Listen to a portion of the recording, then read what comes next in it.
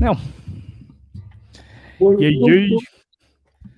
What's the crack, folks? We're back for another segment here of Red and Tera News Views. This story here, so I came across it. We're not using the word Nazi in the title, just in case we get kicked. But so basically, it's a former Nazi secretary charged with complicity in murder of thousands flees care home ahead of trial. So this is a mad world we live in, isn't it's it? mad Like, because you'd imagine at this stage they're all dead and gone. You know what I mean? But and still, some out there. then the problem as well is, right, as they say, the guards or whatever who are guarding them, you can't be.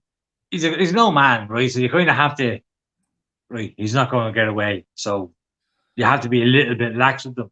But then you're like, how can you let this man get away? Like he's 400 years old. Like, so like, did he fucking out on the little motor fucking gone? You know what I mean? I don't even it's like what was that? What was that fucking TV show? The Hunters or something, was it? With Al Pacino and all in it. Yeah. Still hunting down the Nazis and all. So that's kind of like what the fuck this is. You know what I mean? Yeah. But anyway, let me jump through the story here. You reckon the copper? I did not see him leave. You must be right, Stag.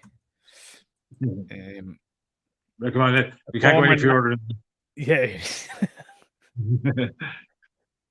Right. A former Nazi secretary to the commander of a German concentration camp fled. How very sexist of me. I thought it was a man. Fled her elderly care home. Yeah, on Thursday morning ahead of a trial where she faced charges for complicity in the murder of 11,000 people while working at the Stutthof camp in northern Germany during World War II. The woman, 96, Jesus, fair folks, though, are getting away at 96, identified by German media as Irmgard F., worked as a stenographer and typist in the camp director's office in the Stutthof concentration camp between June 43 and April 45, according to German prosecutors. In that role, the woman, then around 18 or 19 years old, assisted those responsible for the camp in the systematic murder of prisoners. A stenographer. I suppose if you're part of the system, you're part of the system. But yeah, she didn't alert anybody. She didn't tell anybody.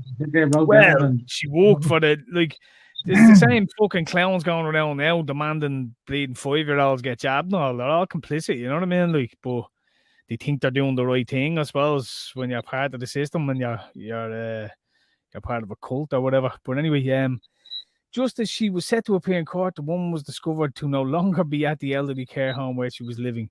Police subsequently issued an arrest warrant and found her hours later at an underground station.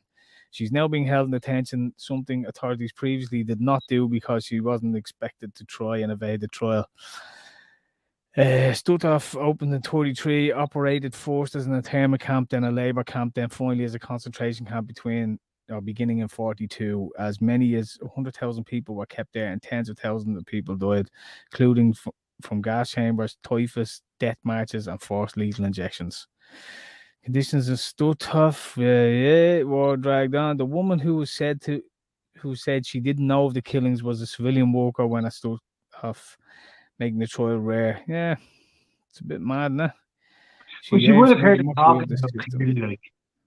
So it's like, yeah, but just how many civilian workers worked in all these camps and stuff like that. You know what I mean? Like, I want to see the fucking generals. You know, the people who are making the decisions to set up these camps, you know, like the politicians, the civil servants, the people who ran the show, so to speak, not the secretary, the stenographer, you know what I mean? But I suppose with lack of being able to get your hands on anyone else, I know, yeah. They were there for the good times for them. You know, say for argument's sake, to put it into modern terms, like, you're not going after the fucking woman who owns a shop that's demanding people show their papers and wear a mask. You know what I mean? You're going after the hooligans and the Brad cars. No, but you still like feel a way about them. One's I the know, local, but like, even the local. if all them other cunts get away and you don't hear from them ever again, well, then you go for the lowly bleeding shop assistant or the stenographer or secretary, whatever. You know what I mean? But, I think she was there. She was aware of what was going on. She still stenographed for them. You know what I mean? She didn't flee. She didn't. You know well, what I mean? She she knew was what was going on. obviously She did it. she was obviously in hiding for the last bleeding 70 years of her life. If she was 18 in the place and she's 96 now, like, yeah, but she probably did it been for a on couple the of years run. and then Been on the bounced. run though. That's what I'm saying. Like, so she the fact she was on the run, she's telling you she's guilty. Like, so, and Oh, yeah, I mean, it's a bit maybe she redundant was, now, like doing it because she's 95 and she probably won't last much longer. So, and I suppose it's good to have it on the record. But at that stage, you don't even need her there for that. But like, if you're living in a care home and they put you in a prison, how different is it? It's like, oh, you've took me away from bingo and put me into fucking, you know what I mean? 3 square meals and me medication a day. Anyway, you know what I mean? Stuck inside these 4 walls and unable to leave. You know, like, how different will her life be from the care home to the detention to the prison cell? You know what I mean? Yeah, no, but at the same time, we're looking at her as an old lady, whereas she's a Nazi. So, all right. Anyway, you know what I mean? we'll leave that one there. That was just a little interesting tidbit I came across and thought was worthy of a quick little review of. And we'll catch it again for another story soon. Peace.